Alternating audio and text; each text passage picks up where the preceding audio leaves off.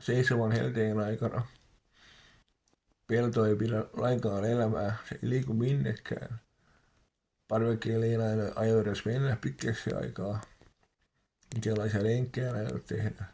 Eli ainoa reilusti sanottuna ja suoraan sanottuna kielteinen ja negatiivinen koko päivänä. Mutta se ei ylläty minun mielialaani. Sillä olen kaikessa kieltäytyminen tavallaan myös laiskottelua. Vaikka nykyään se on jonkinlaista nihilismiä, kieltäytyä kaikesta tekemisestä